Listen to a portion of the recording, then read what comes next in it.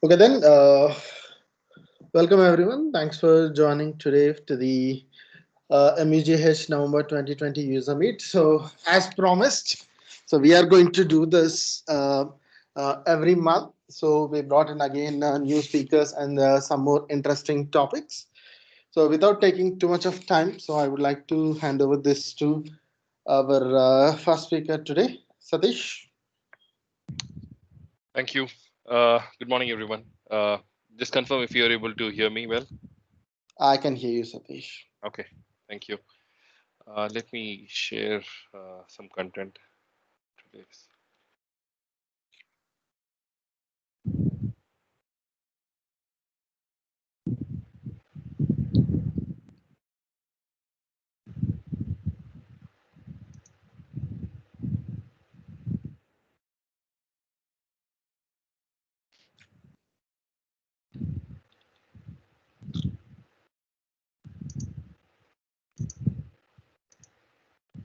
Yeah, let me know if my screen is visible.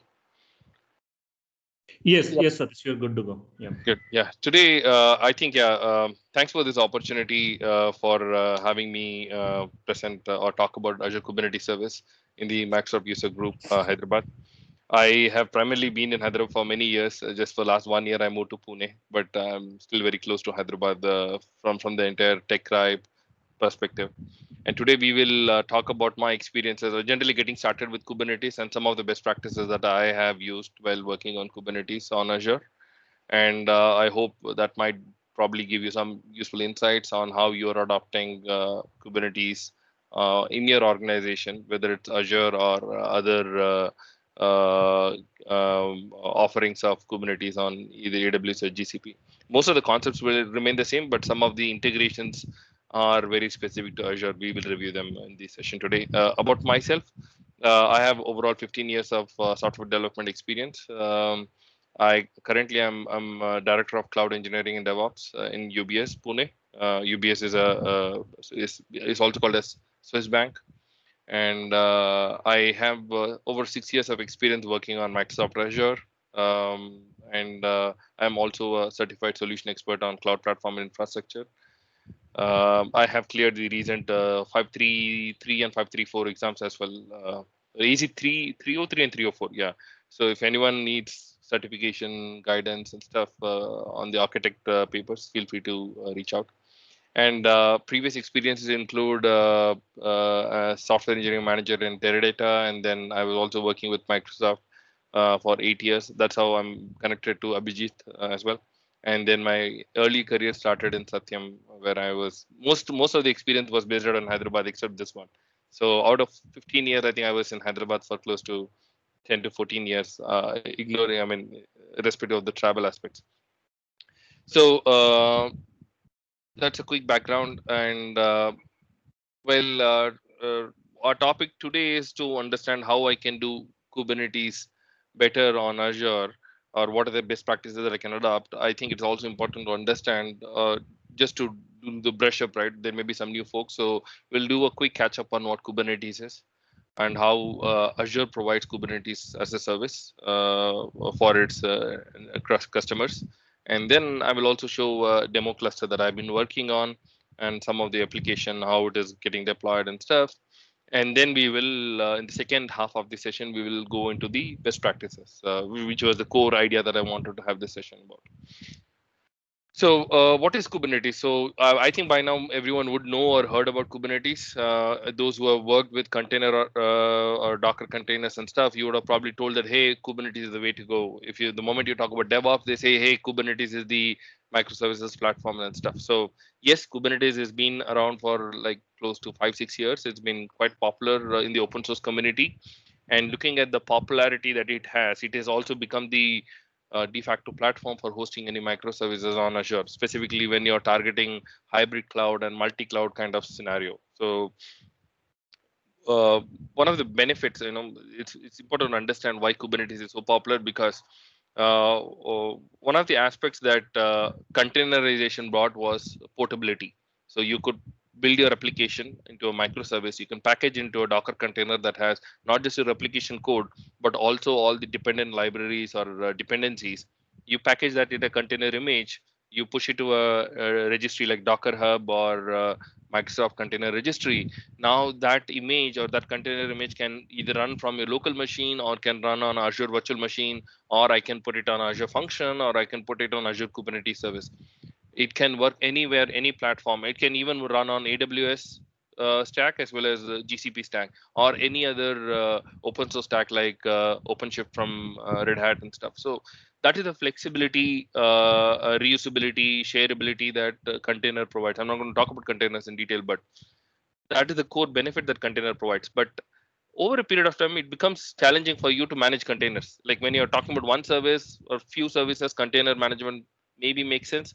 But at some point in time, when you start thinking about putting all these 10, like let's say I'm talking about a e-commerce application. My e-commerce application has about 5 to 10 microservices: cart service, shipping service, payment service, user login service, etc. I can name many.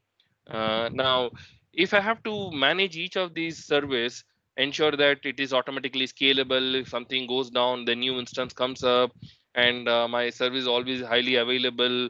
Whenever there's a new version available, I update only that particular part of the service. Only, let's say I'm introducing Amazon Pay as a capability. I just want to update payment service to integrate that Amazon Pay integration. I don't want to update the entire stack. So how do I update that particular component only? These are core capabilities of microservices, which containerization simplifies. But if I have to do that for 10 services, suddenly it becomes an overhead for me. As a DevOps engineer or a developer, I need to think about how am I going to make sure all these containers are scaled to the expected limit, always running highly available and stuff. And that is where capability like Kubernetes came, which is a container orchestrator. All it does is you provide it a manifest or a definition saying that, hey, this is how my application landscape looks like, and these are my 10 microservices that need to be run on this cluster of virtual machines, and these are the number of instances I will need. These are the ports on which these particular services will be exposed. They will be using either REST API or gRPC as the transport protocol, and you provide all the configuration. Kubernetes will automatically now go and do things in the background for managing the container workloads for you, making sure that whatever desired state that you defined in the manifest is directly applicable. We'll cover that in detail, but on a high level, instead of you having to do things, you set up a orchestrator like Kubernetes, provide that orchestrator with some information saying that this is how I want my application to be always deployed and running. And the Kubernetes components takes care of making sure that your application is running and always up and running in the desired state that you have defined. So, like I said, it's an orchestrator for automating deployment, scaling your workloads, and management of all the container workloads. Like when you want to do an upgrade of a particular service, all of that can be done easily using the APIs that Kubernetes offers. And the other biggest benefit that Kubernetes is it's portable, it's open source, and is very extensible. So and that is why it is becoming very popular in not just in the open source community, but also in the various cloud providers, because I can build a workload, I can define this manifest, I can run it on my PKS cluster, Pivotal Kubernetes cluster on-prem, or OpenShift on-prem, and then I can choose, hey, I will now want to move it to cloud as well. And because I'm using Azure as my cloud provider, I want to use deploy Kubernetes on Azure Kubernetes Service. So your entire containers as well as the manifest that you defined on-prem can be reusable on cloud as well. Only things that will change is some of the integrations that Azure provides. Like if you want compute to use, you need to use Azure virtual machines. If you want persistent volume or storage for your services, then you need to use Azure disks or Azure files. Those kind of minor service integration at the infrastructure level will differ, but most of the other definitions will work as it is.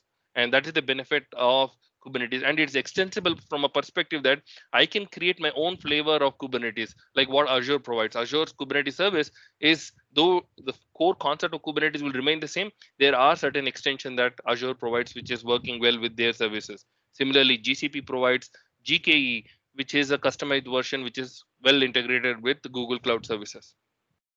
So that is a high level about what Kubernetes is. And if you look at the Kubernetes architecture, it consists of two major components. One is the master component, or we call it as control plane, and then you have worker nodes. We also call it as data plane.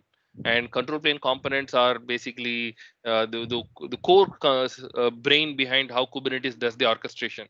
You have an API server that is your entry point to say, hey, this is my desired state, do the deployment for me, and it takes the request and then decides what need to be done.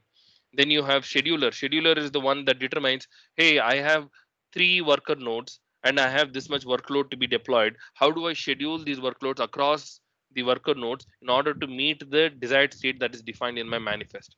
And controller is a component that is needed for determining how each resource are handled. Like we'll talk about the different Kubernetes resources in the following slide, but how each of those resources get created and managed is all taken care by controller. And then finally, etcd or etcd we call it as, is basically the store which contains the desired state that is needed. So you tell Kubernetes, hey, this is my desired state for my application, and that state needs to be stored somewhere. That is stored in a key value pair kind of database.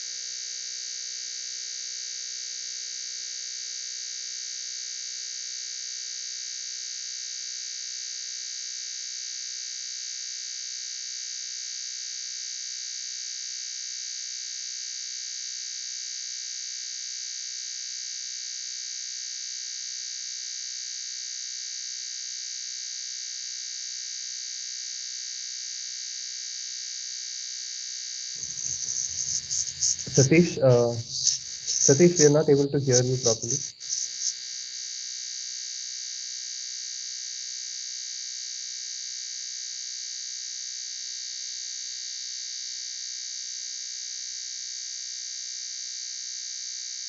Satish?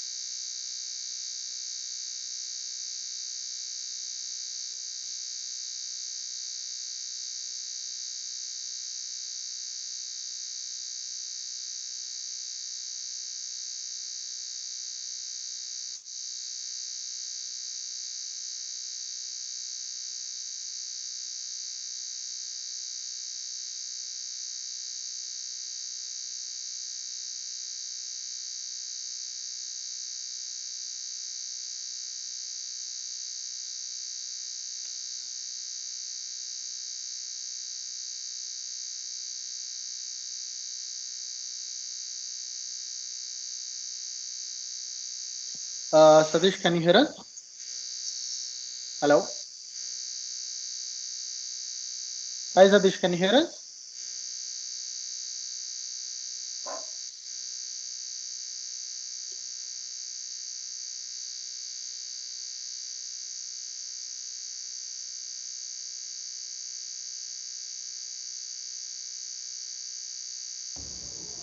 I think someone admin has to remove him once so that we can see, because he unable to listen us. That's what I think.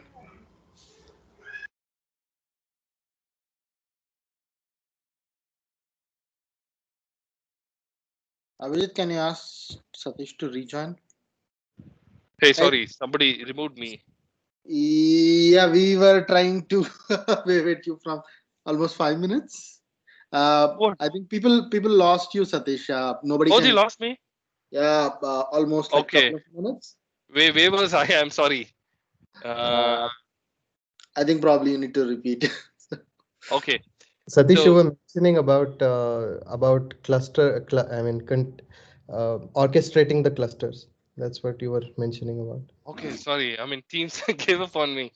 Okay, fine. Let me cover. So, what I was saying is, you heard about container orchestration, right? Which is very important, and we don't want to keep doing things manually, and that's why we are using orchestrator like Kubernetes to do it.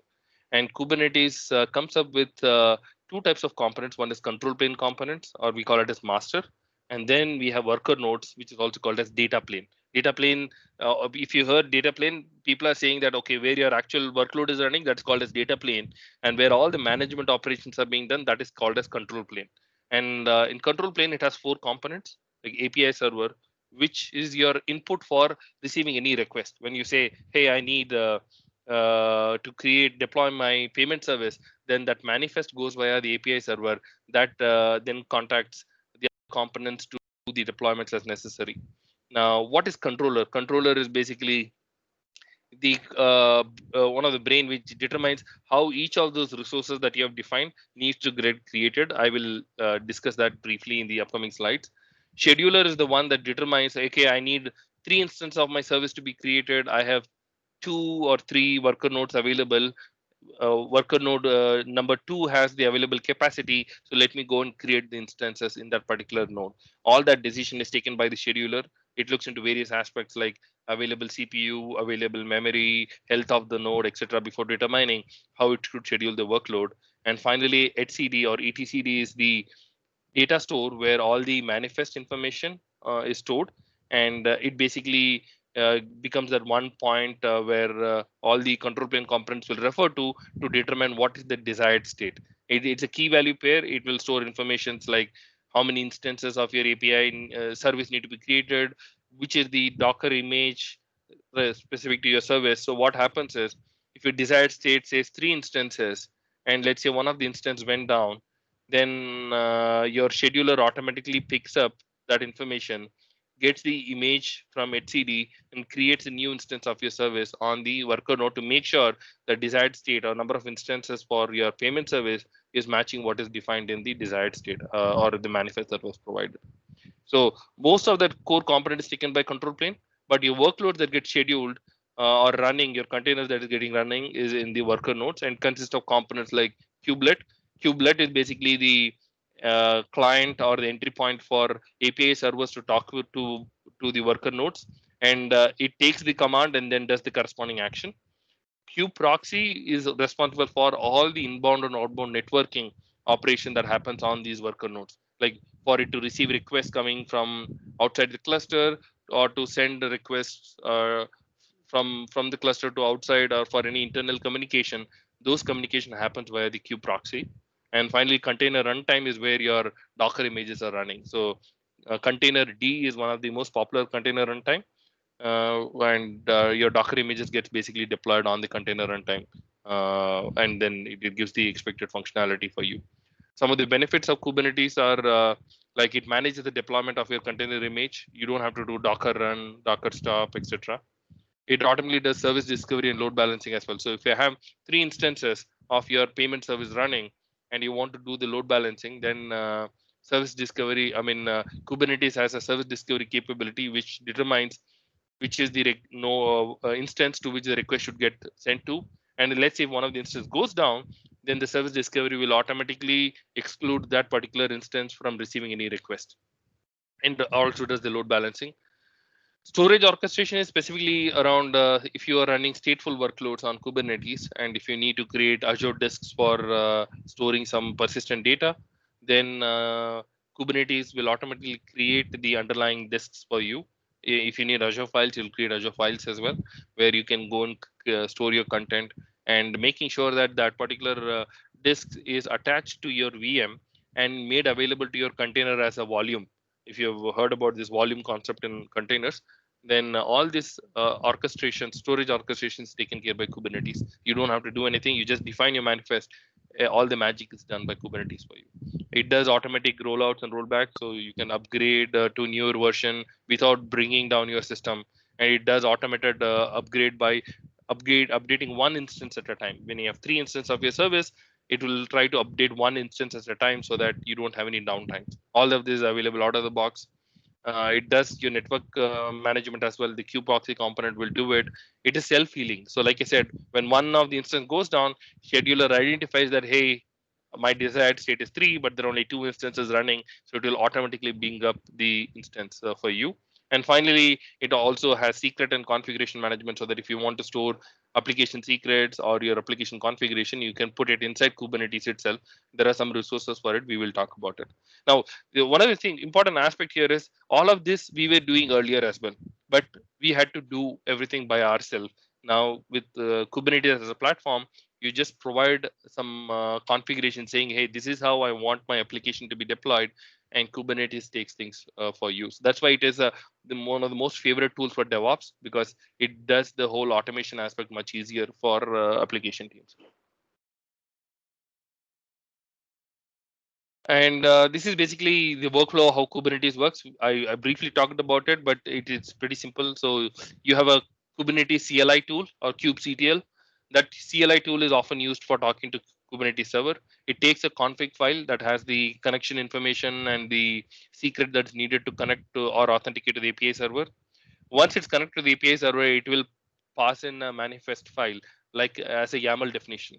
Kubernetes uses YAML for most of its manifest definitions, and the API server will take it and then work with the control manager and scheduler to determine how each of the resources need to get deployed under which node. Like these are two data plane worker nodes. So where does it get deployed? Uh, and we'll talk about the pod concept in the future slide, but how your container get deployed on each worker node and how it is accessible via the internet, etc., is taken care by the Kubernetes. And it also manages the store, like the HCD, where it creates copies of your manifest, and to ensure that these components will know what is the desired state for application by referring to the HCD. So these are the step of workflows that it does. Now, when you talk about Kubernetes, there are a lot of custom resources and objects that not custom. Kubernetes has its own reference of objects or resources. This is how Kubernetes understands some of the capabilities. Though Kubernetes understand container is not a native object in Kubernetes aspect. They have a wrapper or they have a different API object that they define where container workloads are getting hosted. So if I go by this definition, right, I was giving an example. A pod is basically the fundamental building block of Kubernetes, and this pod is where it wraps around your container. So where if when you say I want to run payment service as a container, that container image is basically running inside a capability called as pod.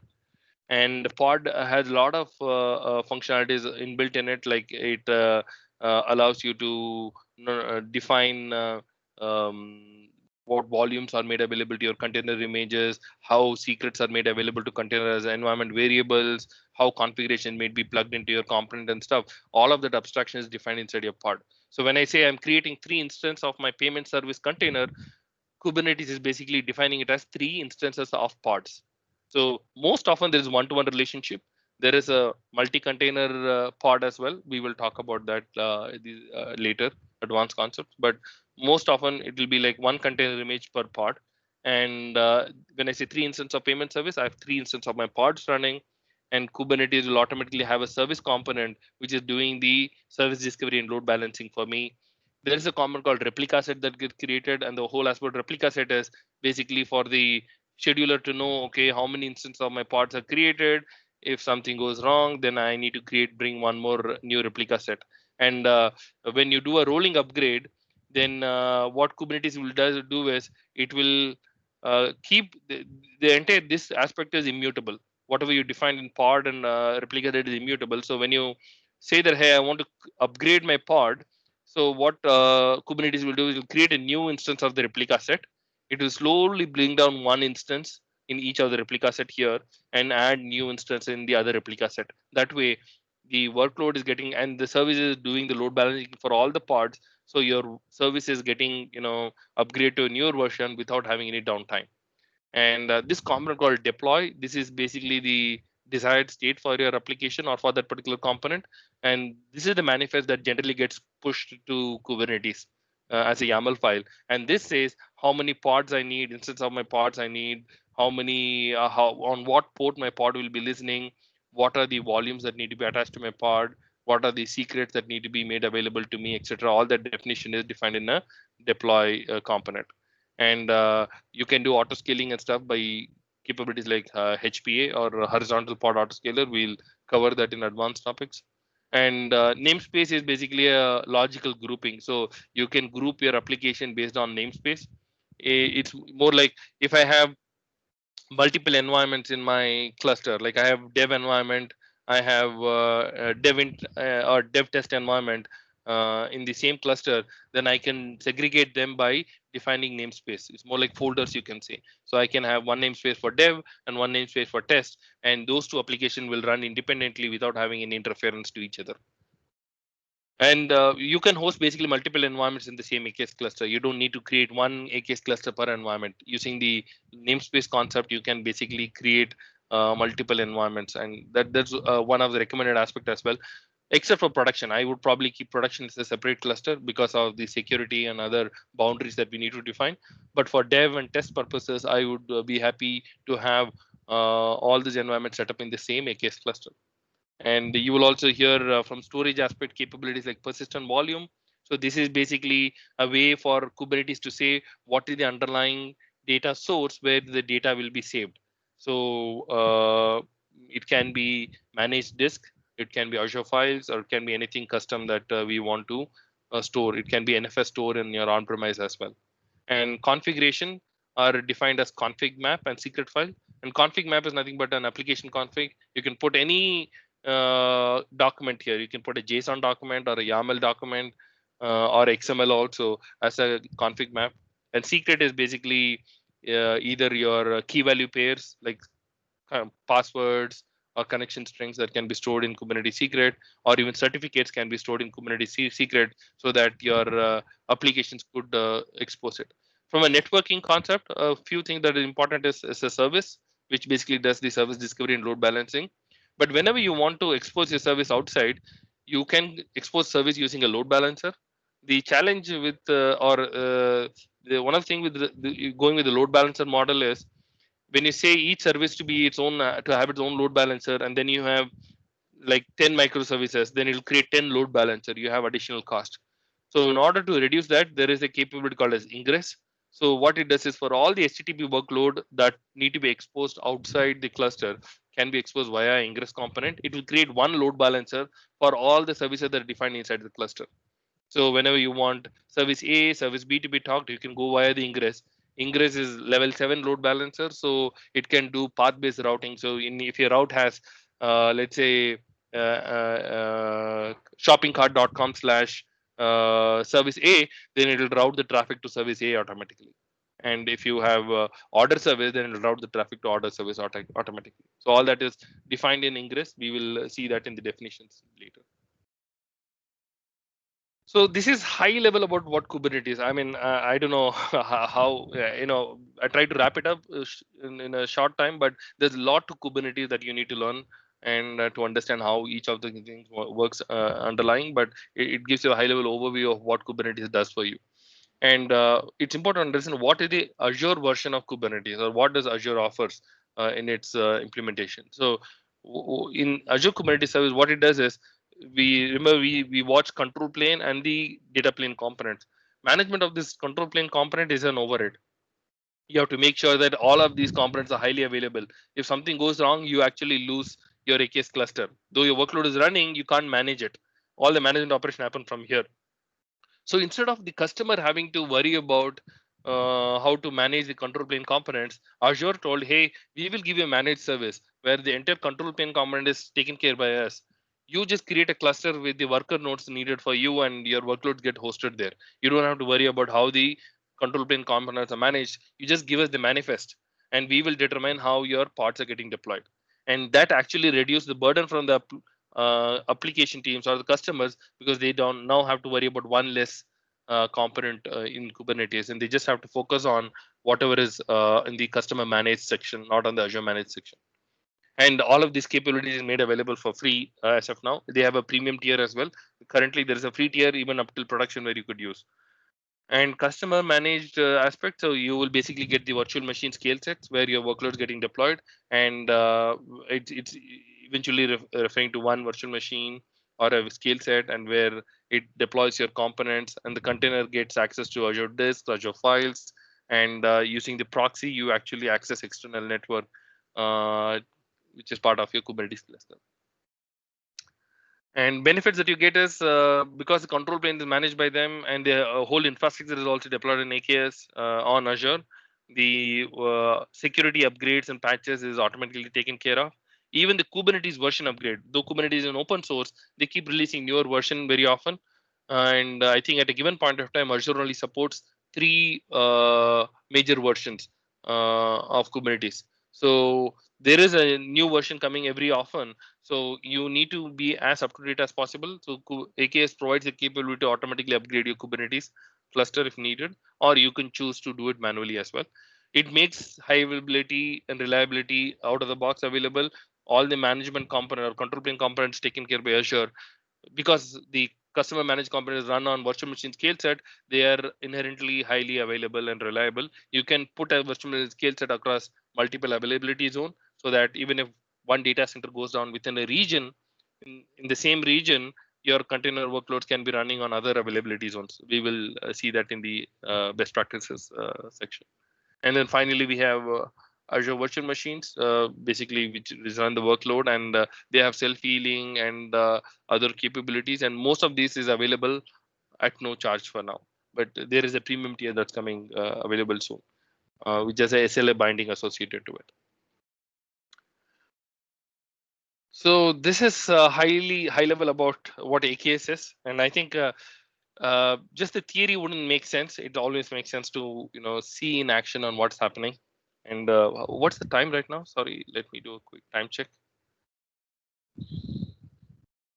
So we have 24 minutes. I don't think we'll be able to cover the best practices. So I'll try to wrap up the demo soon, and then we can open up any questions so that if there are any Q&A, we can try to answer them. And on a follow-up, we can do the best practices components. So this is a sample microservice that I was talking about. It is basically a e-commerce application. I'm working on this application as we speak. So it's a sample e-commerce application. What I try to build it is, how can I build a AKS experience that adopts all the best practices. So I'm trying to I've made it open source as well. It's available in GitHub. I'll share that link. And what it does is it has about 10 or 12 microservices. Each of them can be deployed, managed, handled separately, and then they all are accessible via a front-end component, which is exposed via Ingress to the external world, and you can basically host your e-commerce application using this particular model. And it uses Redis cache, but it's extensible to add any kind of backend that you have. Right now, it is just in the experimental phase. Let me quickly show the workload as well. So let me know if it's visible. I'll give you this link. So this is that demo application that I'm working on. It has about 8 to 10 microservices. Each of those microservices I've integrated with GitHub Actions. So it automatically builds and then makes sure that my current status of application is green, which means it has passed all the success criteria. And I can basically use this for. Satish, sorry Yes. to interrupt. I see a blank screen, right? I'm not sure about others, but I see. Okay. No, sorry. I think I didn't share the whole screen. Looks like. Yep. Does it give a screen one? Okay.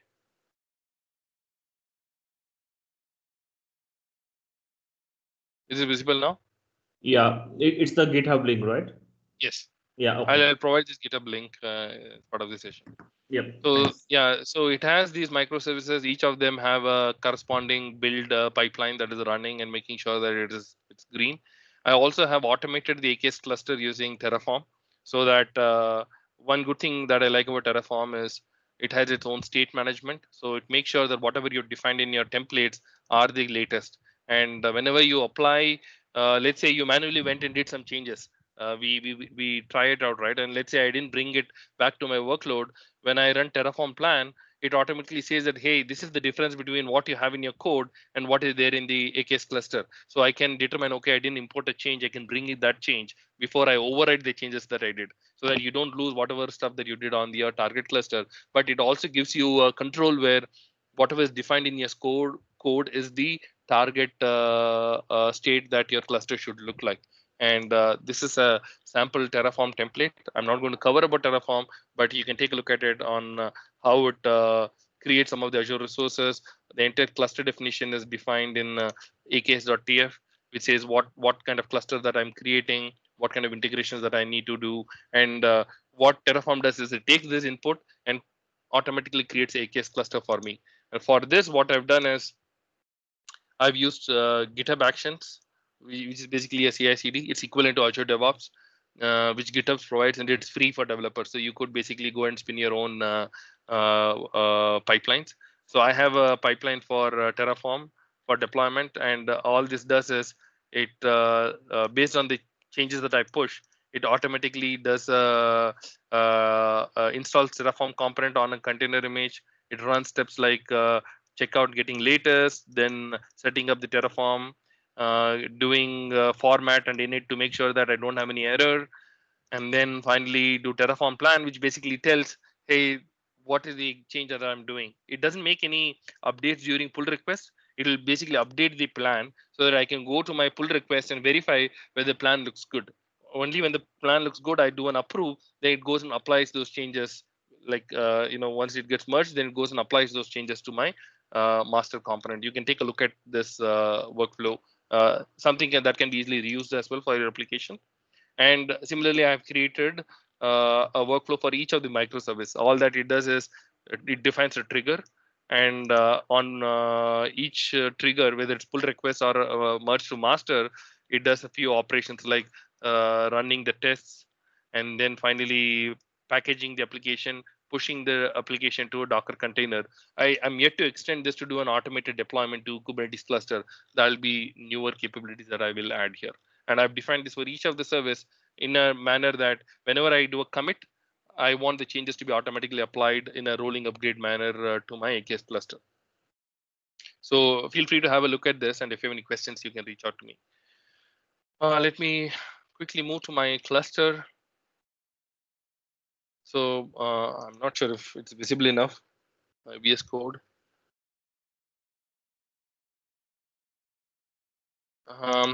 Couple of things. This is the source code structure, the same that we saw in GitHub. Most of the microservice code is available here. If you want to extend it, you can extend it. It uses various languages. It uses .NET, it uses Java, it uses JavaScript, it uses Golang. So, and it uses Python as well in a couple of them. So you can get a hand of any language types that you want to use. And templates, these are the Terraform templates that we viewed. So if you want to extend, you can extend it. And I've also added a couple of scripts, handy scripts for me.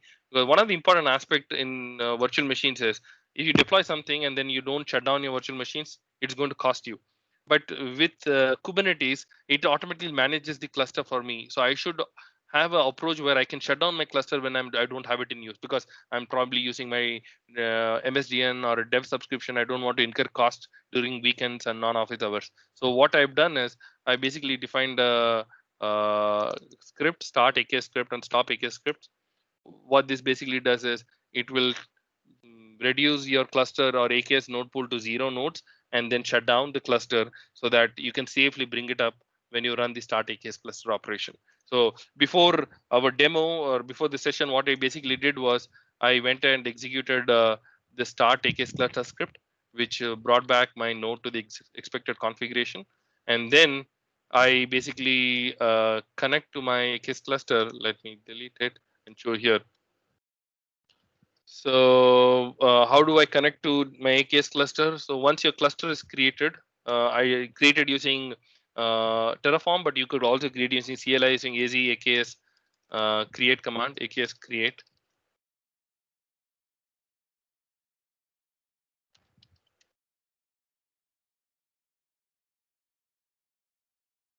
So this automatically gives you the example of creating the AKS cluster. It didn't create any cluster because I didn't provide the input, but you can basically add inputs like what is my cluster name and all that, what is the resource group, what is the cluster name that need to be provided, and it automatically creates a managed cluster based on the default configuration. You can override it based on your custom things that you want to do. So I've already created a cluster. So what I can do is if I show AZ AKS show, it automatically shows the AKS cluster in my subscription. Okay, what is needed? Resource group name. Okay. F1 resource group.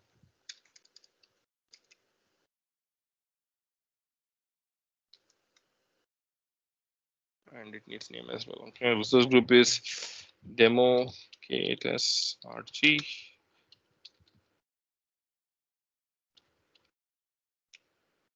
So this is my resource group where the cluster is deployed, and the name of the cluster is also demo KTS. So it is basically giving the JSON output of my cluster state, and it is saying the cluster is provisioned successfully and it is running state.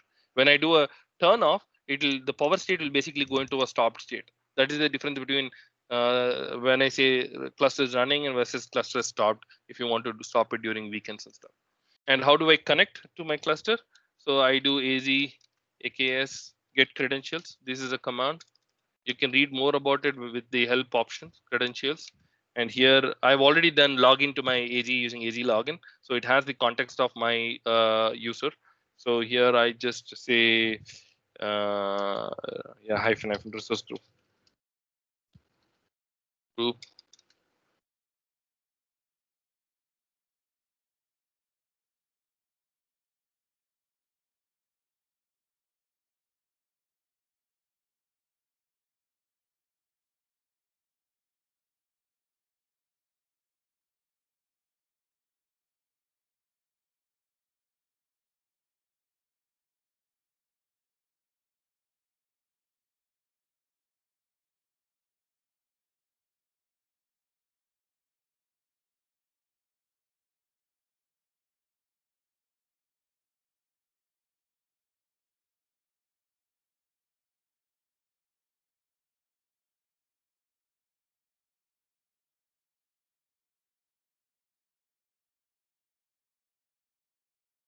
Hey, sorry to interrupt, right?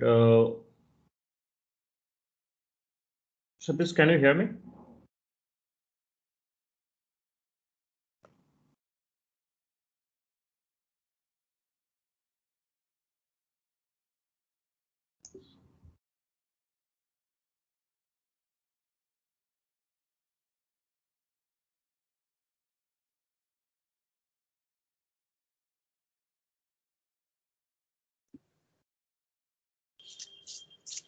Satish, can you hear us? Hello? Yeah, Satish, you are on Satish. mute. No, he's not on mute, but Okay, we he's not lost on his audio. mute, but Shravan, you can hear me, right? yeah, I can hear you very well. I think some issue on Satish side.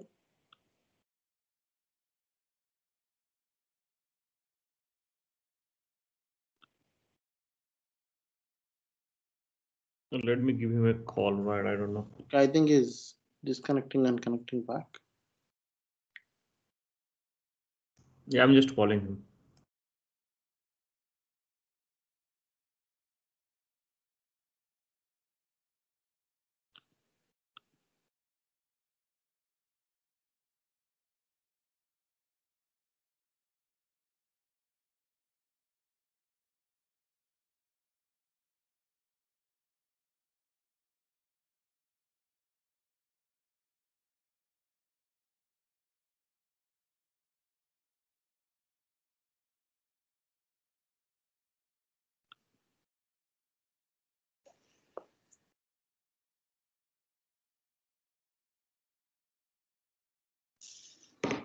Satish, we can't hear you. Can you hear us?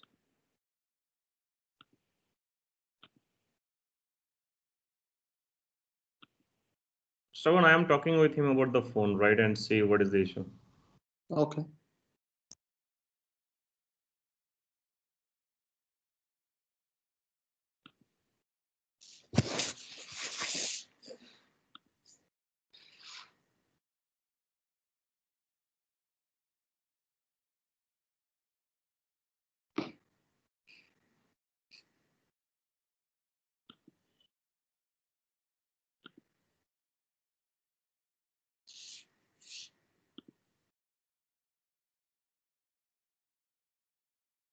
So,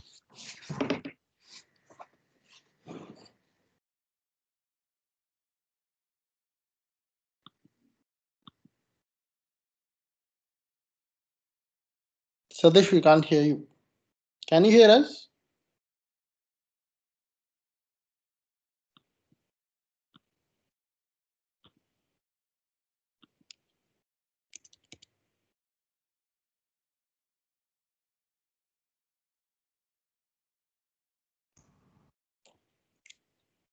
Let's give him a minute and we'll try, and otherwise we'll just move forward, Shravan, okay? Yeah.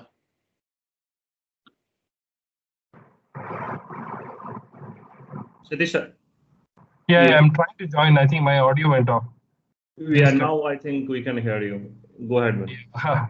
Okay, I've connected through my computer speaker. I hope it is audible enough. Yes, it's fine. Yeah. So I don't know where you lost me. So I was basically talking about the cluster that got deployed.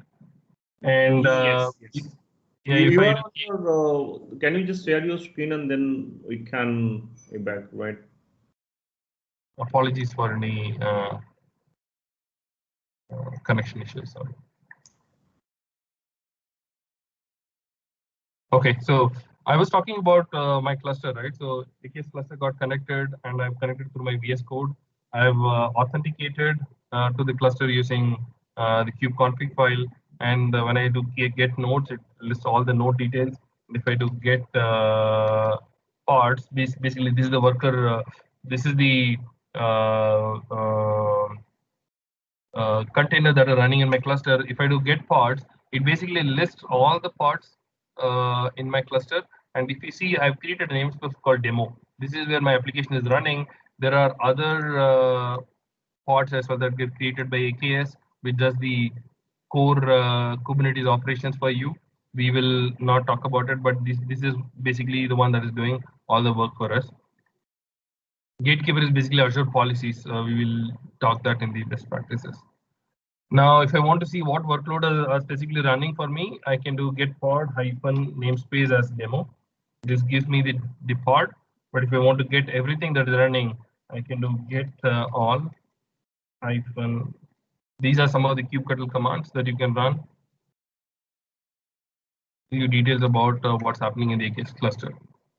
And this basically says, you know, we talked about in the earlier image, right? You talked about pod, we talked about service. These are the different pods that got created. I currently have one instance that I can scale up to this pods. We'll do that. And then we have service, which is exposed, which is for each of the pods for doing the load balancing. And then we have the deployment, which is basically the desired state. Replica set is the one that says how many instances need to be created. And then finally, the ingress components that need to be used for my service. So let me do one thing. I think we are almost running out of time, so I'll quickly do an update. I've not used Helm chart yet. I'm still working on it, not for this sample. So one thing that we did was we have instance size defined as 1. I will try to do my replicas as more replicas. So let's see that. That way we'll see how the changes gets applied.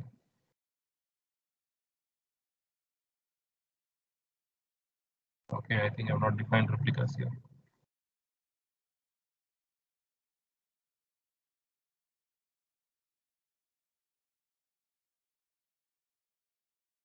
Okay, I've defined replicas for only 1. I'll try to create more replicas. We'll quickly do a change to make sure that these changes are applied.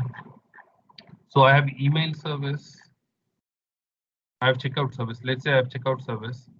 Let me apply this change for replica. So I can't discuss about this manifest right now because we're running out of time.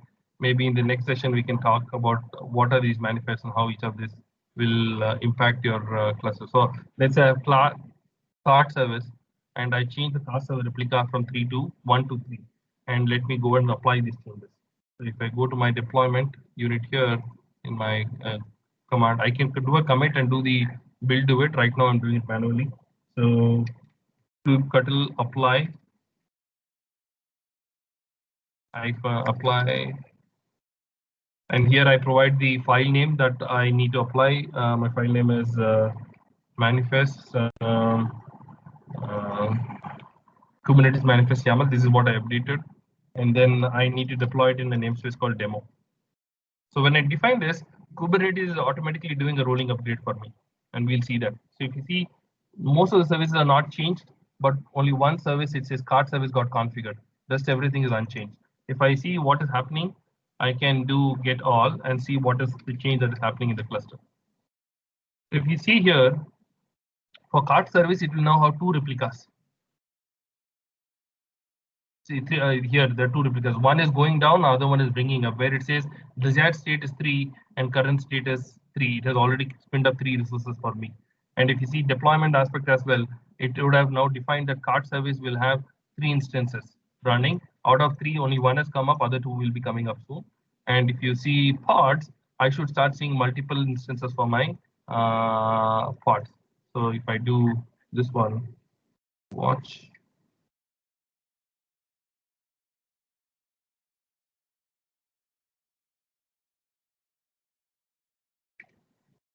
Let's keep watching it for every 2 seconds. You will see that this count is going up and one of the instances will come down. You'll have more cart services. If you see, there are 3 instances of cart service now running. We had 1 earlier. Now there are 3 instances automatically applied. I didn't do any change, just telling Kubernetes that I need to create 3 instances and everything is done for me. And one last is how do I access this service? So if I do here. I've used Istio for my ingress. I've been doing some work with service mesh. So I'll get the IP address on which the service is made available. And let's try to access the service. So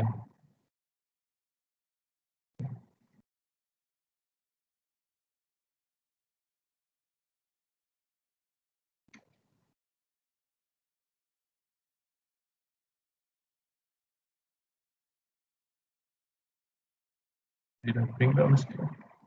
Oh, I think I've removed Istio. Fine. Like I said, I was still work in progress. So I was working on Istio. I've removed those components. So I will not without Istio. So this demo.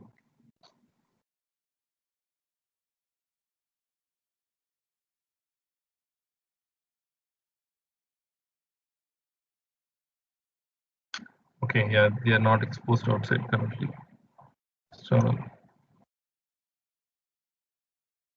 okay, so yeah, this I'll have to do later because I had Istio, but that component have been removed due to some changes that I've been working on the cluster.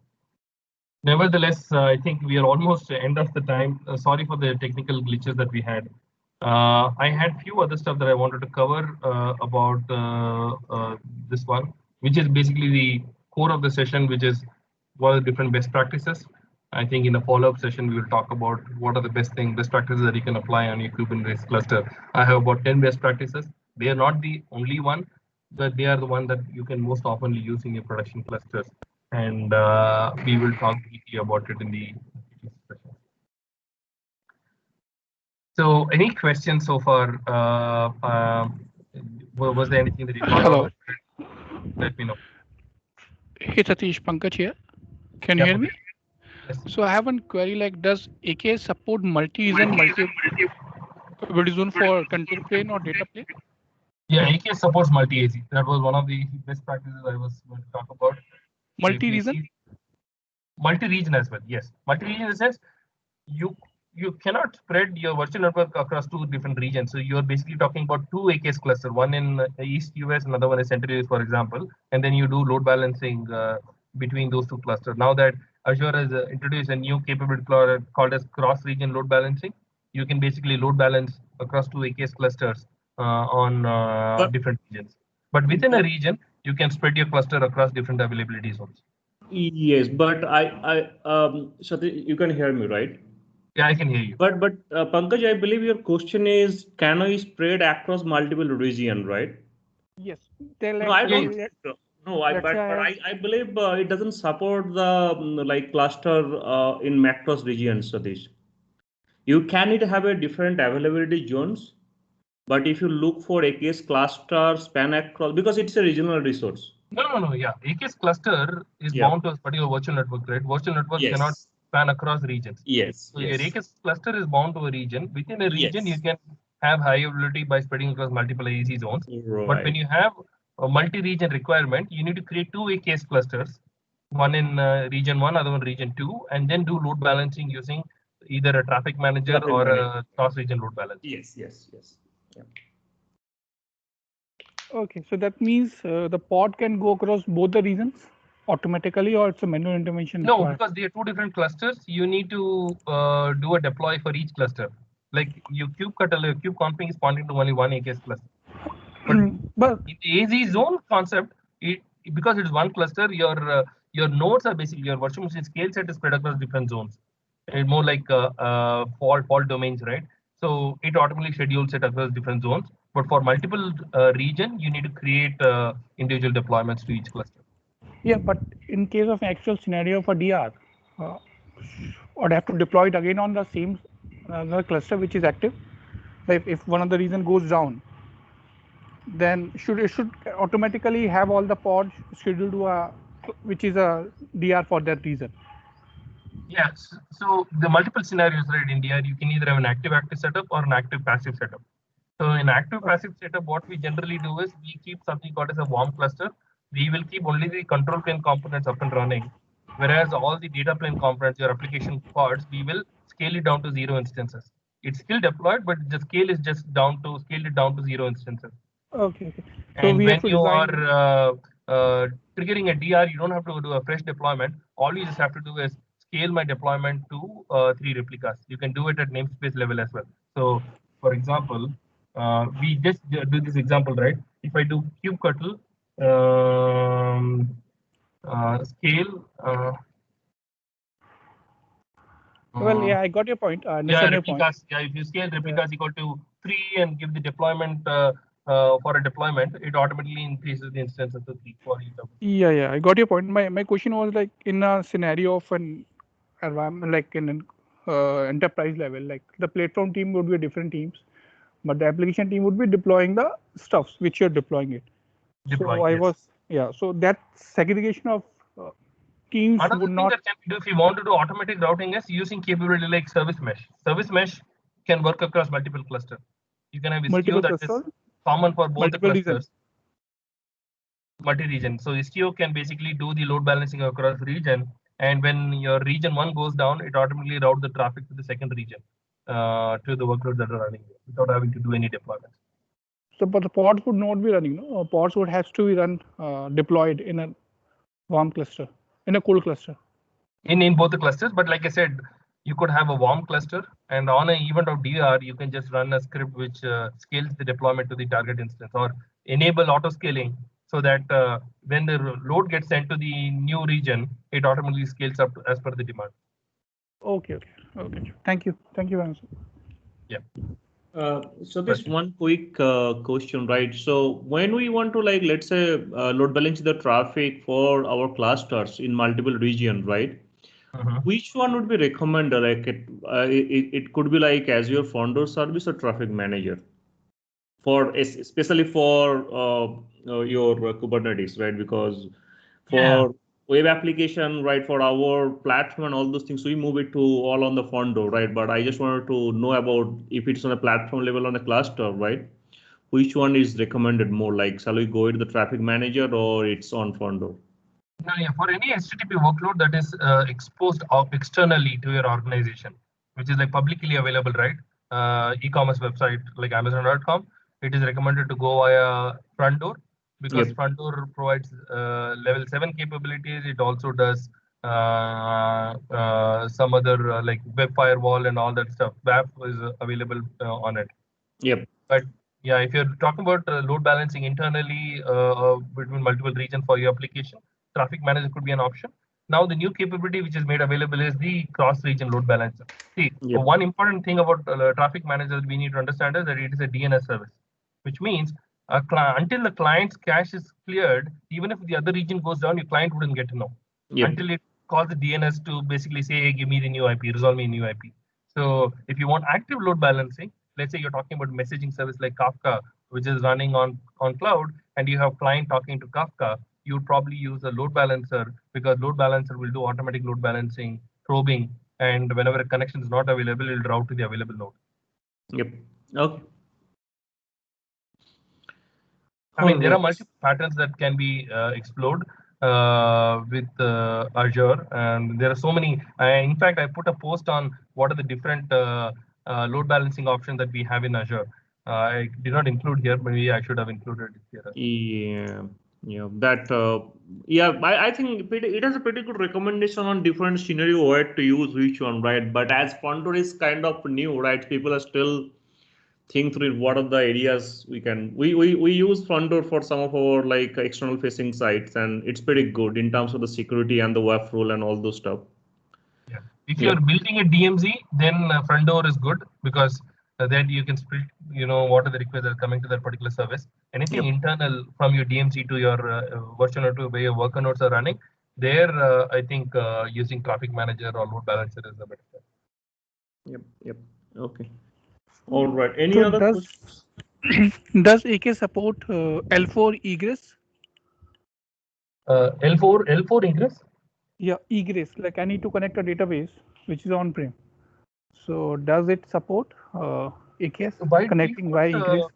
yeah, by default it doesn't have egress capability. You could use again service mesh like Istio or Linkerd. The thing that it provides is defining NSGs. So you can define network security groups to say which IPs are accessible. But if you want much more refined capability, like defining which identity use, like certificate to use while going outbound, or attaching a token while sending request to your external service and stuff, that kind of powerful egress options are made available via service mesh like Linkerd or Istio. Specifically, if you want to do mutual TLS, right? When you're outbound doing an outbound operation to an external service and you want mutual TLS, then it will be ideal to have the traffic go through egress and have Istio egress attached to certificate. Yes, but in case like I need to connect to an external services and it requires an IP, an static IP. So it's a hard requirement sometimes. Like you require a static IP to be whitelisted on the external side. Oh, So, right. Okay, that capability, right? Right now, yeah. every pod directly talks, so it uses the IP of the node. Yeah, so which I cannot share at the. Yeah, I've not explored that. You could do that with service mesh, like I said, have your service mesh proxy route all the traffic to go via egress. That way, egress will have IP associated to it. But without it, by default, AKS, I've observed that all the requests will go directly from the pod and it uses the IP of the underlying virtual machine. Okay, so that can change over a period of time. And yeah. I think Microsoft is working on its own version of service mesh called Open Service Mesh. So I think once that becomes available, maybe they will integrate with it. Okay, sure. Thank you. Yeah, AKS is a very broad topic. It need to have multiple follow-up sessions. And yeah, if the technical glitch was not there, I probably would have covered some few more scenarios. But I think the whole best practices part, we should do a separate session on it. Yep. No, Satish, I think it was pretty helpful session, right? And thanks for your time. And probably we'll move to the next one, right? And if anyone has any other question, they can just message Satish, right? And he can take it forward. Yeah. I have given few learning resources here. So you can take a look at this. Most of them comes from Microsoft documentation anyways. I'll share the slides. You can have a look at it. And if you have any questions, you can always connect with me over LinkedIn and then we can discuss. Sure. Okay. All right. Thanks, Satish. Okay. Arsalan and Niranjan, over to you guys. Yeah. Thank you. It was great connecting with the community. Thanks. Thanks, Satish. Sure. I'll start sharing my screen.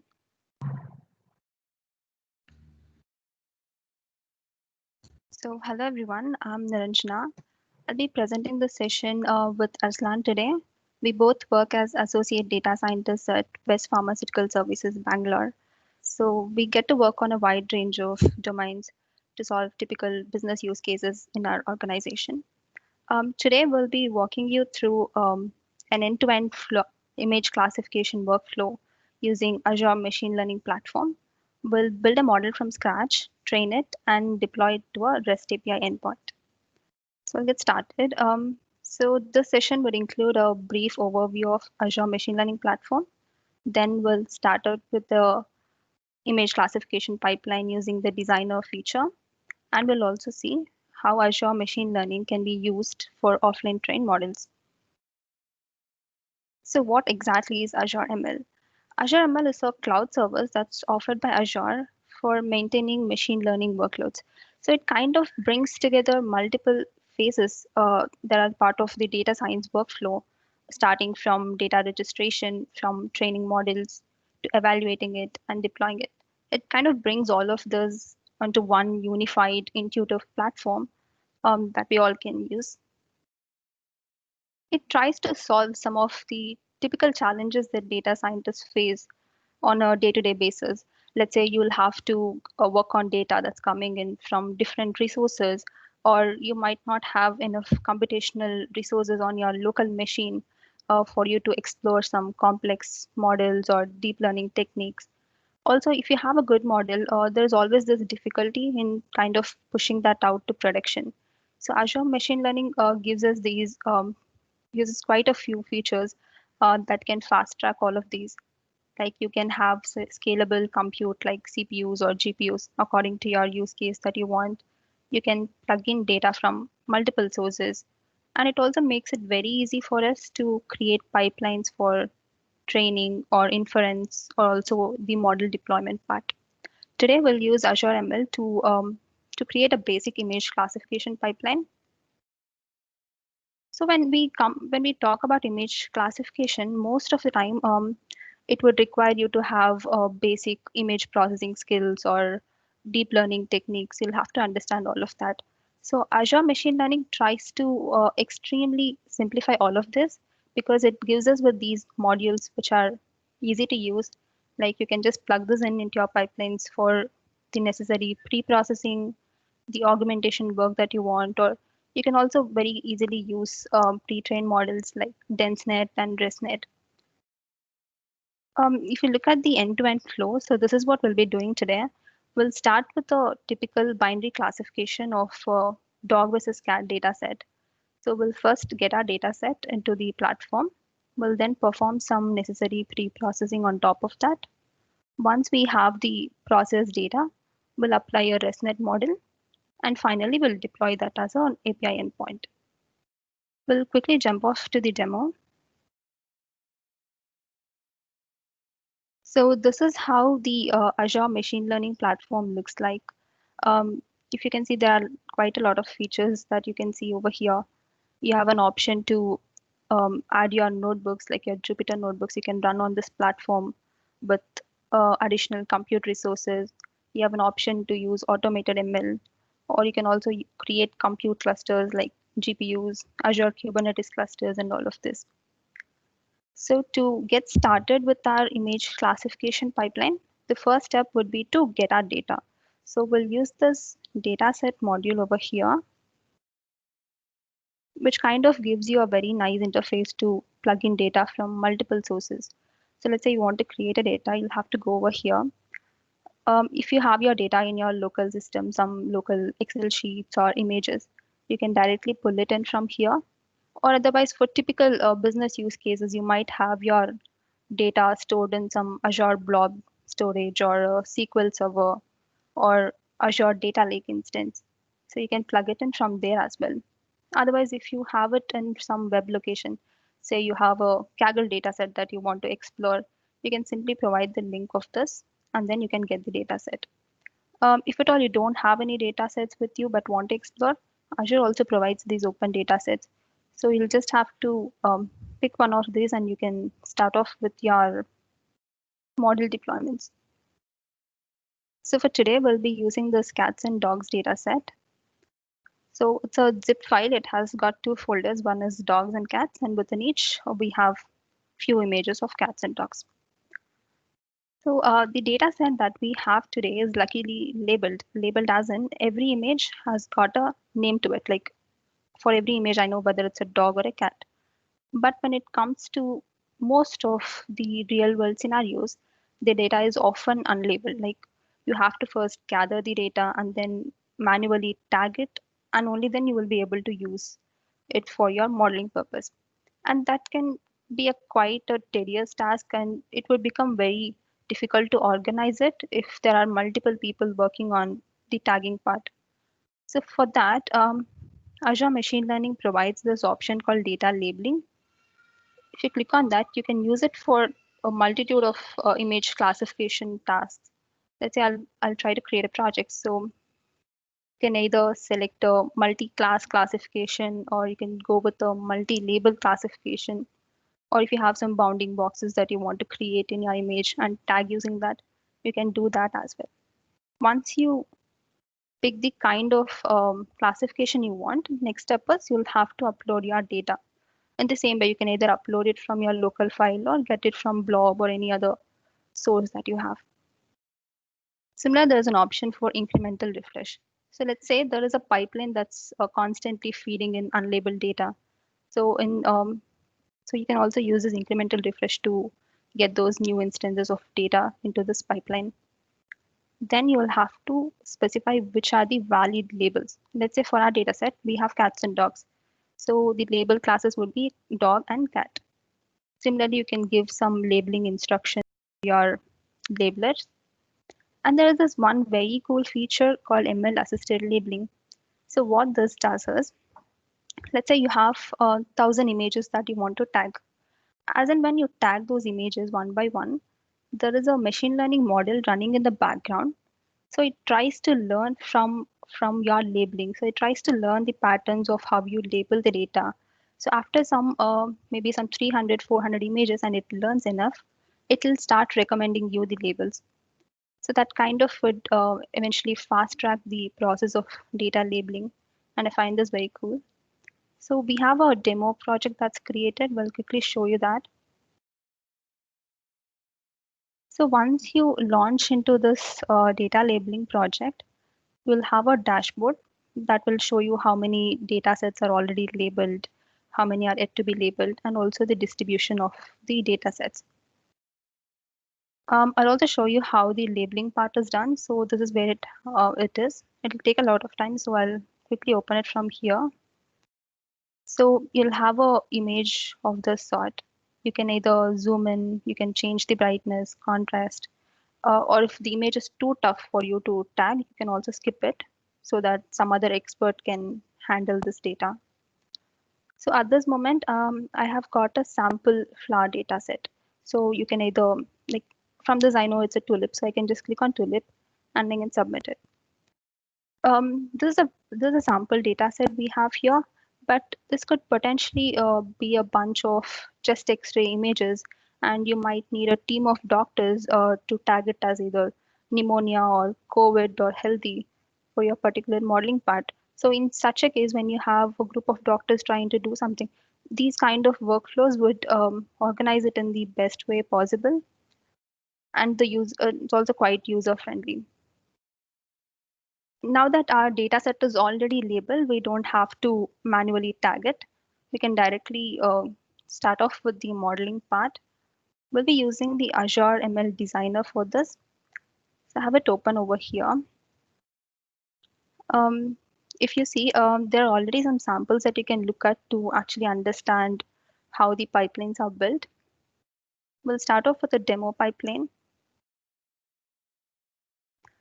Designer is essentially made to extremely simplify the process of machine learning workflows. Like Azure ML provides you with multiple modules that are predefined, which you can just pull and drag and drop and then use it in your model training. Let's say I have a few machine learning algorithms for regression. I have decision trees for decision forests, linear regression, and all of these. And also they support few very specific use cases like an anomaly detection project or a recommender system or some text analytics. Or if you have your custom code, you can also add that. It can either be in Python or it can be in R. So for our case, because it is an image classification, we'll be using this particular computer vision part of it, where you have like different modules that can simplify the image classification task. Along with that, we also have some pre-trained modules. These are all PyTorch modules. So we have DenseNet and also ResNet. This is almost like solving a card puzzle. You just have to pull out all the required pieces that you want and set it up in the right way to get your workflow. So we'll see how to create this. Essentially, all the data that you create will come over here. So you can just pick out the data that you want from this particular thing. Have to drag and drop. So the first step was to ensure the data is in a format that Azure ML can work with. So for Azure Machine Learning, it would require data in the form of an image directory. So we'll just create a link from our data set, which is a zip file. We'll just connect it to the this module, and it kind of converts it to the required format it wants. Once you have the required data in any kind of image classification task, we'll have to perform some pre-processing. As in, let's say my images are of different sizes. I want to kind of resize it and ensure everything is in the same size and all of that. So you wouldn't require a lot of knowledge on this also. It's quite easy to get started with it. So let's say I have performed a resize of 256, and then on top of it, I've created a crop of 224 size. This is basically height into width. And then if you want, you can convert your images into grayscale, or if you want to perform some randomized crop, you can do that. So all of this image data augmentation is also quite easy, that we can just select and then work on it. Let's say if I want to increase my data set, I can create a horizontal flip, because if I create a horizontal flip of a cat, it will still look like a cat, and I can use that for modeling. Similarly, a vertical flip might not look like that, so I didn't choose that. Similarly, you can select some random rotations and all of these. Once you have your image data processing set, you'll have to apply it on your on the data set. So we link these two, and then there is a module to actually perform the image transformation. So after this point, we'll have the transformed images, as in everything in a particular size and all of the rotations and all of that performed. Next, for this particular modeling, we have used a 70-20-10 split, as in we have used 70% of data for training, 20% of it for validation, and 10% of it for testing. So this is the module that will allow you to split. So we'll have to just specify the fraction of data that you want to split. So in order to get 3 splits out of the entire data, we used 2 of these modules. Next step is to use a model. So creating a deep learning model initially can be, we'll have to understand a lot of concepts and all of that. So if you want to quickly get started, if you're someone who wants to learn and understand how this is all about, you can quickly drop these models. So I've selected a ResNet model.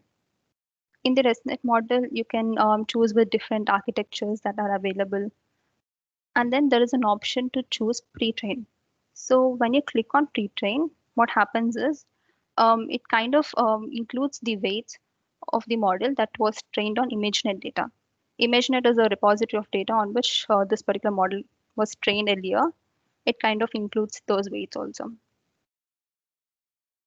So once you get your model set and you have the data also, the next step would be to train the model so that it learns on our data. So you have this option to train the model where you have to set few parameters like epochs. Epochs is basically number of iterations of training that I want, and batch size and learning rate, random seed. These are all few parameters that you have to set. So once I run this module, I'll basically have a train model. After having a train model, the next step is to check how good my model is, like how good is it going to perform on new data. So I'll use this model to kind of predict it on the test set. So I'll have my 10% of test set over here, and then the train model, I'll use it to this particular score image model. What this does is, it takes the train model and then predicts on the new data. And once I have the predictions, I'll have to check how good the predictions are. So I have a module for that called evaluate. Since this is a classification task, the evaluate module would kind of give me metrics like accuracy, precision, recall. But if it's a regression related task, it could give me a mean squared error or mean absolute error. So this is how you create a pipeline. So you kind of get all the required blocks, place it in the right way, Once you have all of this set up, you can click on submit. So once you submit, you'll have to choose a compute cluster. So because this is deep learning, you can go with GPU clusters. Otherwise, you can also use CPU clusters. And the time taken would eventually depend on how large your data is, the kind of compute you use, and the model that you choose. So I've already run this pipeline, so you can see all the completed tags over here. If you click on this, there's an output to this particular model. This code basically predicts the model on the new data set. So if you see this particular instance, this particular image was actually a cat. And you can see the model predictions as 97% as cat and 0.02 as dog. So the model predicted it correctly. Similarly for this, it's a dog and the model prediction is also predicted as a dog. So here you'll be able to see the model predictions over here. Similarly, in the evaluate model, you'll be able to see all the metrics as I've said. So you can see the accuracy, precision, and recall of these values. So this kind of is a very easy interface to get started with deep learning. Or if you're some experts, you can use this to build out your baseline models, and then you can improve on that. So now that we have a trained model with us, the next step would be to productionize this. And Aslan will be walking us through that. So thank you so much, everyone. Over to you, Aslan. Yeah, thank you so much, Niranjana, for showing us how to train our image classification model. Let me just share my screen.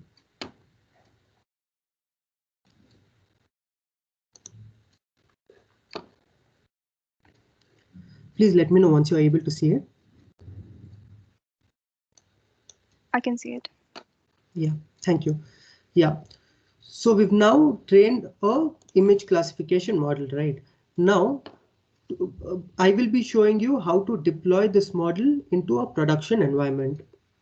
Now, to do that, we need certain things now.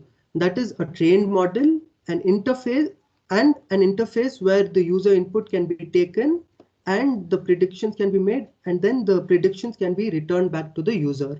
So for that, we need something called as an inference pipeline. So what is an inference pipeline and what we will be seeing here? So in inference pipeline, once you submit and run this training pipeline, you will get an option of creating an inference pipeline. Now, in inference pipeline, you have two types. That is a real-time inference and a batch inference pipeline. So real-time inference pipeline is basically like if you want your service to respond to the request immediately. That is, as soon as the user gives in the request, that is data, it has to get processed, the labels have to be predicted, and the predictions have to be returned back. So that is when we use a real-time inference pipeline. But when multiple requests are concerned and a large amount of files are concerned, that time we use batch inference. So here it takes in all those requests, processes those requests at a particular time in batches, and then stores the predictions somewhere in blob storage or some kind of data store. Now for this demo, I will be showing you a real-time inference which we've deployed. So once you select on real-time inference, you basically have to publish it. So once you publish it, you will be getting a real-time inference pipeline.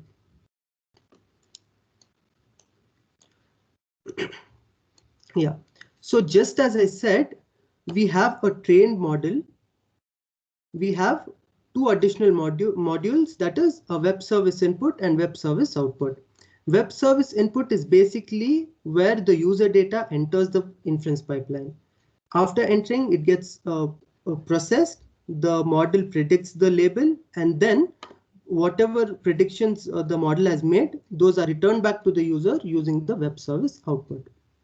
Now, once we've created this inference pipeline, we'll have to run it once by submitting it, and then we'll have to deploy it so that we get a REST endpoint. So here, when you click on deploy, you will get this pop-up where you have to fill in the details. One good thing about Azure Machine Learning is you can make use of the existing pipelines, or you can create a new pipeline.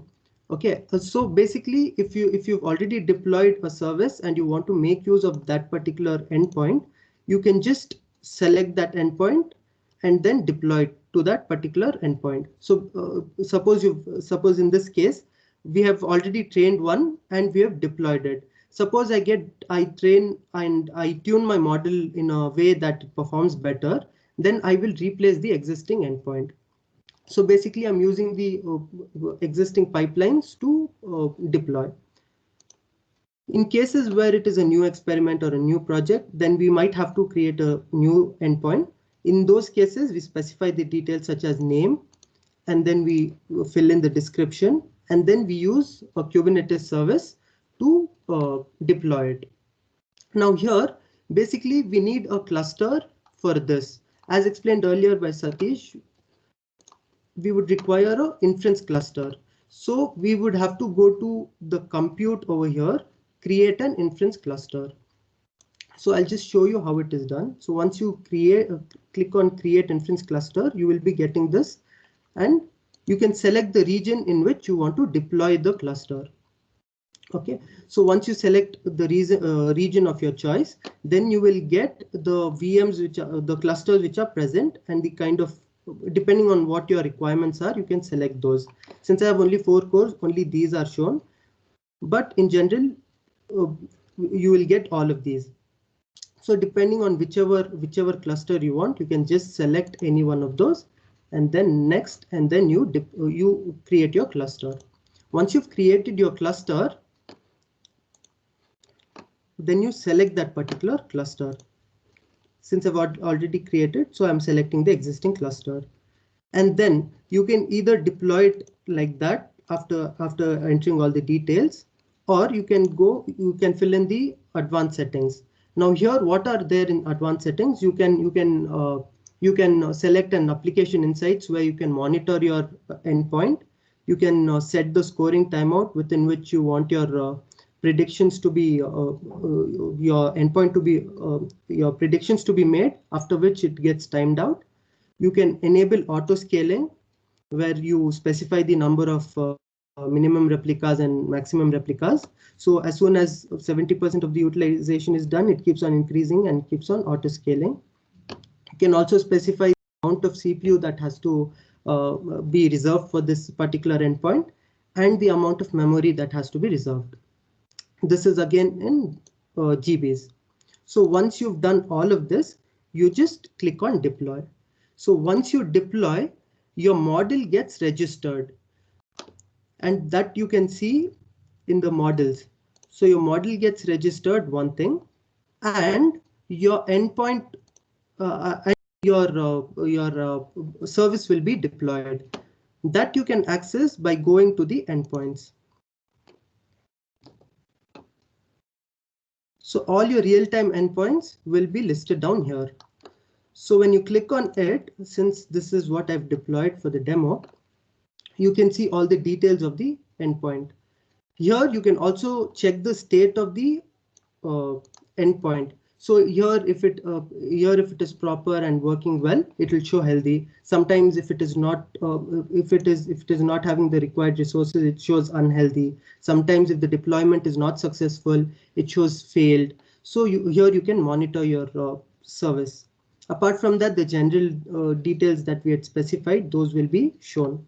And here will be the insights URL where you can monitor your endpoint, where you can see how many requests have been made for this particular endpoint, how many requests, and like you can continue. Now, once we've seen all this, Azure ML also provides us a platform to test your API here itself. So basically, here, if you see here, there's already an image. What I will do is I will just try to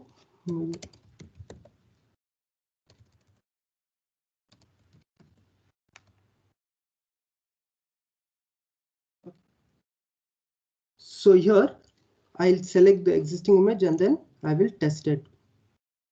So once you click on test, it hits the API and I'm getting the result and it is classified as a cat. I will also show you another image.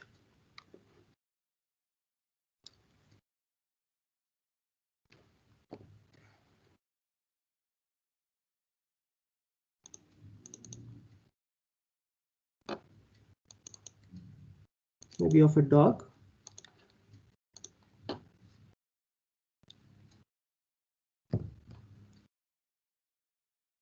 So here you can see an image of a dog, and when I click on test, we get the result as a dog. So Azure ML provides a platform for us to test our API as well. Now, how do I use this particular API and incorporate it in our applications?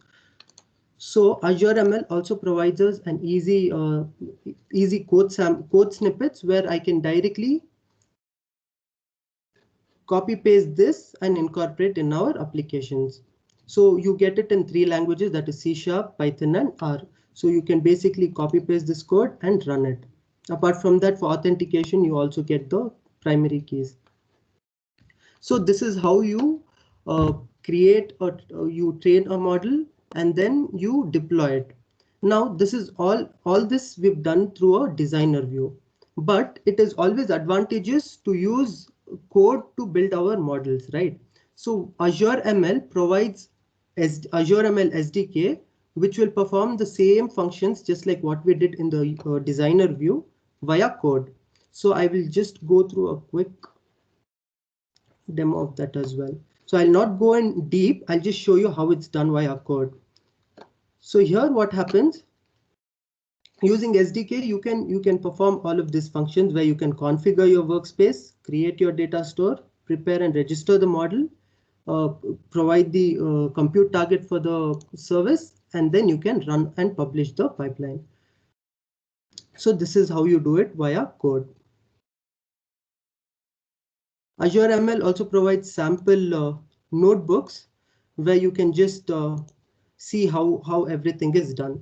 So everything you can just check it on the portal and it becomes very easy for us to understand how exactly it's being done.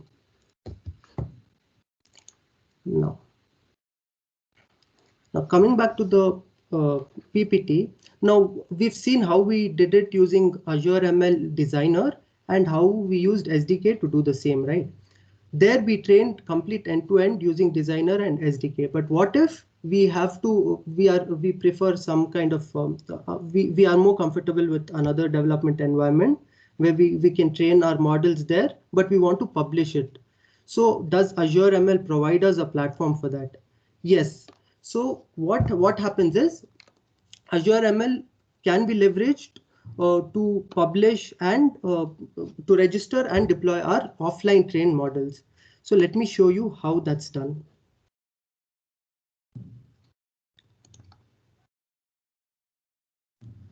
So basically, we've taken, yeah. So what we do is we train the model on our an ID of our choice, and then we test it and we select the best model, and then we save it as a pickle file. Once we do that, what we do is we register that model on Azure platform and then we deploy it. Just to quickly show you that as well.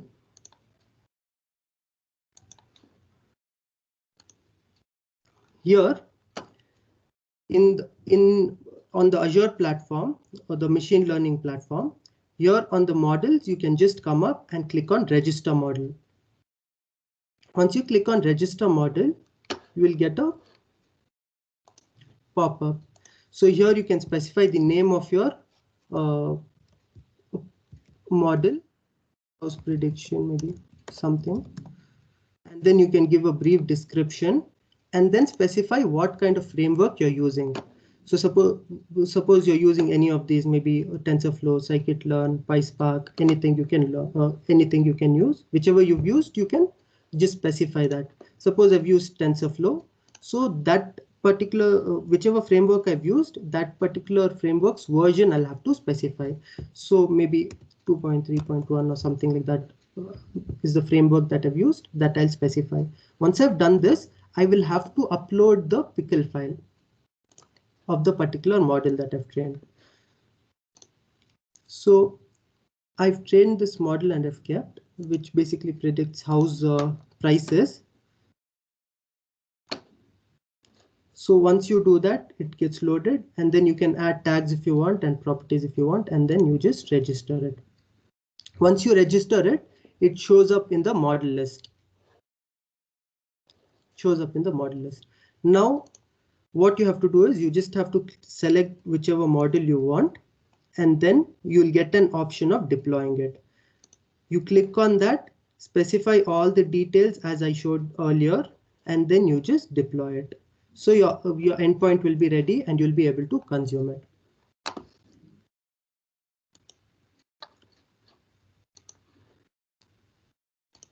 So to summarize, we've seen a brief overview of Azure ML.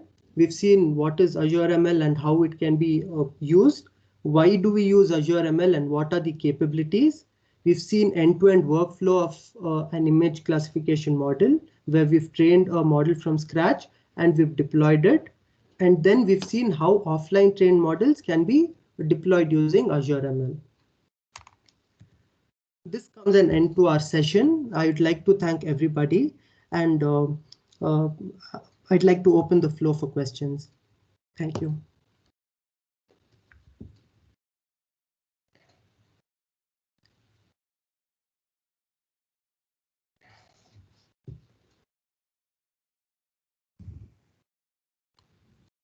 Okay, any questions for Arslan or Niranjana?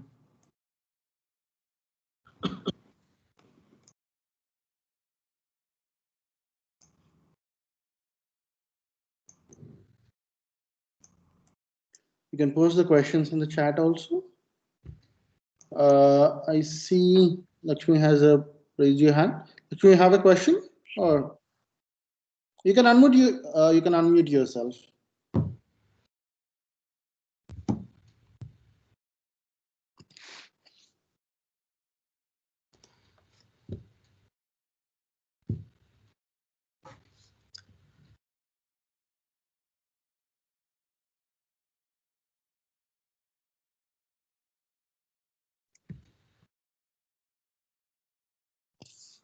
Yeah, you're able to hear me now?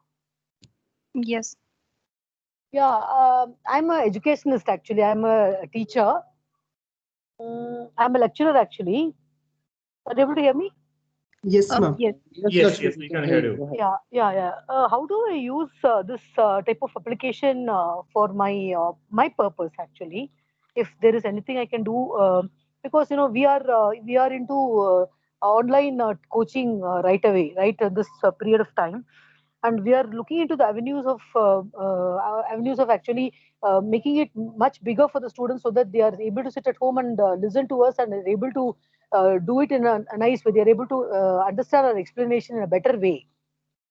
Is there anything that this type of application is able to? I'm sure I have not understood much of it, but then is there anything that I can actually use from here, and I can go forward with learning a little more about this? Yeah. Yes, ma'am. Thank you, ma'am, for joining. Yeah. Like upfront, what I can think is maybe the Azure ML platform can it can be used not only for image classification but also for like structured classification, where maybe like you can enter your you can train a model where it tries to predict the future marks of the student based on the previous test marks, or maybe how much he's able to score, so that you can monitor the performance of each of your students, and then you can use it like that. So there are actually a variety of applications that you can make out of this particular platform. Maybe we can get more. Okay. So, like in fact, I really I'm interested in my this one right now. If I learn a little more about this image structuring and whatever you have, I'm able to understand a little bit, not too much, but still it appears to be quite promising. And if I'm able to pass on a little more information about this to my people back in my college, if there is something I can do it, please do let me know how I can actually do this in my education purpose. Yeah, you're telling me I can predict the marks of my students. Once I have already a previous set of marks, I can predict and I can actually make them improve a little more on that. That should be helpful to me. I think that should be helpful to me. Yeah. Yes. Yes, ma'am. Adding to what Arslan Thank said, you. you also get a free Azure subscription, and Azure also provides a lot of documentation and samples. So it's quite easy to get started actually. My interest is how I can improve my teaching level using Azure application. That was my teaching level. And Arsalan told me, yeah, my marks evaluation part, he told me I can understand. Yeah, if I can subscribe it and I can go about doing it, I will check. In fact, I know Arsalan a little closer, so I will find out from him if there is anything I can understand more about it, and I can take back home to my people in my college. If we are, because we are looking into avenues as educationists, we are looking into the avenues of improving our way of coaching our students in a better way. So if this is able to help us move a little forward in what we are doing, it should be really, really fine for us. So I'll check with Arsalan. I know him a little bit personally, and if he is able to give me more information and I'm able to subscribe and go about doing it, I will definitely do it. Thank you so much. Yes, Thank you. definitely, ma'am. Thank you so much. Thank you.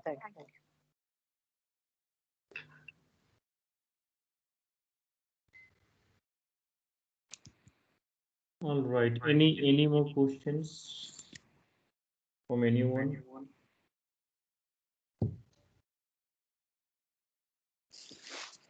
Okay, Shravan, over to you, man. All right.